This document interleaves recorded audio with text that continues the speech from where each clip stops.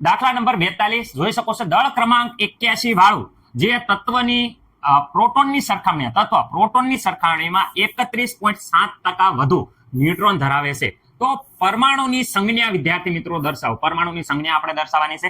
પરમાણુ ક્રમાંક કેટલા છે વિદ્યાર્થી મિત્રો? પરમાણુ ક્રમાંક જોઈ શકો છો બરાબર પ્રોટોનની સંખ્યા. દળ ક્રમાંક કેવો કે અહીંયા દળ ક્રમાંક કેવો, પરમાણુ દળ કેવો, એના બરાબર છે પ્રોટોનની સંખ્યા પ્લસ ન્યુટ્રોનની સંખ્યા. આગળ આપણે શીખવાડી દીધું છે એટલે કોઈને કઈ ડાઉટ હશે નહીં. ઓકે, તો અહીંયા એમ કે સંજ્ઞા દર્શાવો. કોઈ પણ તત્વની સંજ્ઞા દર્શાવવા માટે આ વિદ્યાર્થી મિત્રો તત્વ છે. રેડી? ઉપર વિદ્યાર્થી મિત્રો તમને બધાને ખબર છે ઉપર ભાર લેવાનું, વધારે લેવાનું એટલે દળ ક્રમાંક લેવાનો. દળ ક્રમાંક, ઓકે, ઉપર દળ ક્રમાંક લેશું અને નીચે વિદ્યાર્થી મિત્રો લેવાનું આવશે પરમાણુ ક્રમાંક. ઓકે, તો વિદ્યાર્થી મિત્રો દળ ક્રમાંક તો 81 આટલું છે એટલે તત્વનો દળ છે એ આપણને બધાને ખબર છે કે અહીંયા 81 લખી દઈશું. ઓકે, પણ અહીંયા શું લખીશું? રેડી? પરમાણુ ક્રમાંક આપણને ખબર નથી. સંજ્ઞા દર્શાવવા માટે અહીંયા પરમાણુ ક્રમાંક હોવો જોઈએ જે આપણને ખબર નથી. તો પરમાણુ ક્રમાંક બરાબર તો અહીંયા જો આપણને ખબર પડી જાય કે પરમાણુ ક્રમાંક બરાબર પ્રોટોનની સંખ્યા આપણને ખબર પડી જાય તો આપણને મળી જાય. રેડી? ઓકે, કારણ કે પ્રોટોનની સંખ્યા એ દળ ક્રમાંક કહેવાય, પરમાણુ ક્રમાંક કહેવાય. દળ ક્રમાંક એટલે proton plus neutron. Ready? Okay sir, તો કહેવા શું માંગો છો? અમારું મગજ છે એ કન્ફ્યુઝન થાય છે. અરે જરીએ પણ ટેન્શન લેવાની જરૂર નથી. આપણે પહેલા ધારી લો ગણિતનો દાખલો છે એટલે ગણિત પ્રમાણે જો ધારી લો શું કરવાનું છે, આપણે પરમાણુ ક્રમાંક ગણવાનો છે. તો અહીંયા હું કહું છું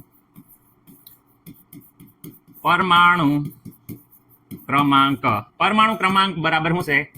પ્રોટોનની સંખ્યા વિદ્યાર્થી મિત્રો. પ્રોટોનની સંખ્યા કેટલી ધારી લેવી? x છે, માનો કે x છે. ઓકે, હવે તો ન્યુટ્રોનની સંખ્યા આપણે કરીએ. ન્યુટ્રોનની સંખ્યા હું કામ? કારણ કે ખબર છે કે દળ ક્રમાંક પરમાણુ દળ ક્રમાંક આપ્યો છે એટલે પ્રોટોનની સંખ્યા અને ન્યુટ્રોનની સંખ્યા ભેગા કરવી એટલે 81 થવા પડે. એટલે અહીંયા ન્યુટ્રોનની સંખ્યા જોવી. તો ન્યુટ્રોનની સંખ્યા કેટલી હોય? જેટલી પ્રોટોનની સંખ્યા છે એ સંખ્યા કરતા શું કહે છે? જો આ પ્રોટોનની સંખ્યા છે એ પ્રોટોનની સંખ્યાની સરખામણીમાં આટલા વધારે છે. તો કેટલા વધારે છે? તો પ્રોટોનની જે સંખ્યા છે એ પ્રોટોનની વિદ્યાર્થી મિત્રો સંખ્યાના ઓકે કેટલા છે?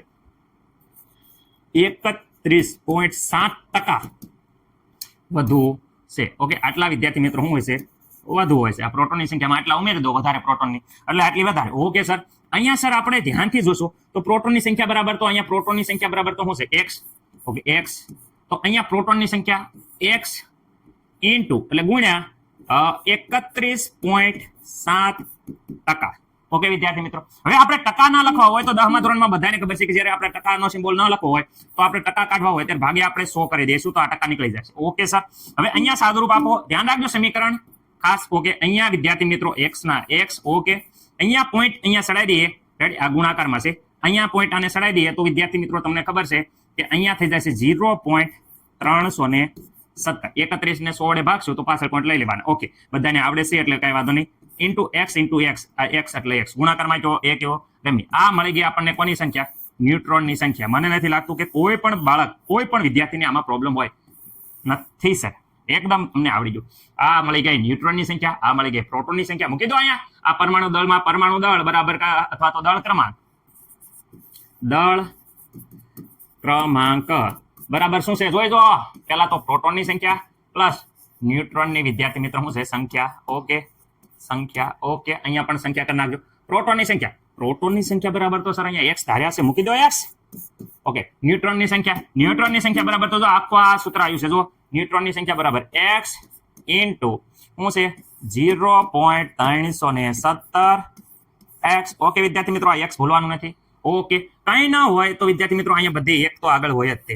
ઓકે, બધાને ખબર છે. તો કુલ ટોટલ આપણે જોવા જઈશું તો ધ્યાનથી જુઓ કે પરમાણુ દળ ક્રમાંક. ઓકે, 81 આપ્યો છે તો અહીંયા 81 લખો દળ ક્રમાંક, કારણ કે જો દળ ક્રમાંક 81 આપેલો છે. ઓકે, હવે અહીંયા ધ્યાન રાખો 1 ને 1 2 માં આ બધાનો સરવાળો કરવાનો છે તો 2 પોઈન્ટ અહીંયા જોઈ શકો છો. પોઈન્ટ પછી શું છે? 317.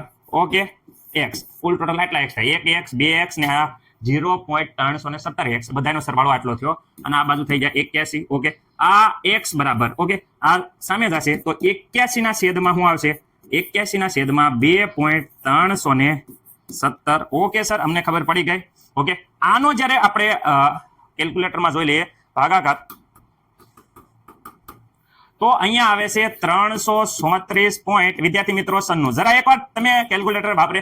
આને એપ્રોક્સિમેટલી આપણે કહી શકીએ, કારણ કે પોઈન્ટમાં તો ન્યુટ્રોનની સંખ્યા અડધો હોય એવું કાંઈ તો હોય નહીં. તો અહીંયા એપ્રોક્સિમેટલી આપણે કહી શકીએ છીએ કે 35 જેવી ન્યુટ્રોનની સંખ્યા અથવા પ્રોટોનની સંખ્યા. કેમ? કારણ કે x બરાબર જો પ્રોટોનની સંખ્યા આટલા શું હશે? તો વિદ્યાર્થી મિત્રો પ્રોટોનની સંખ્યા, ઓકે, પ્રોટોનની સંખ્યા બરાબર તો શું કહેવાય? પરમાણુ ક્રમાંક. તો એ જ આપણે ગોતતા હતા, જો પરમાણુ ક્રમાંક અહીંયા સિમ્બોલ. ઓકે, તો અહીંયા જોઈ શકો છો કે આપણને આવી ગયા છે કેટલા? 35. સર 35 માં તો વિદ્યાર્થી મિત્રો ખબર છે કે Br હોય છે. ઓકે, બ્રોમિન હોય. ઓકે, બ્રોમિન તો 35મા નંબરે બ્રોમિન. તો બ્રોમિન તત્વ લખી નાખો. આ હું લખ્યું તત્વ. Okay, bromine.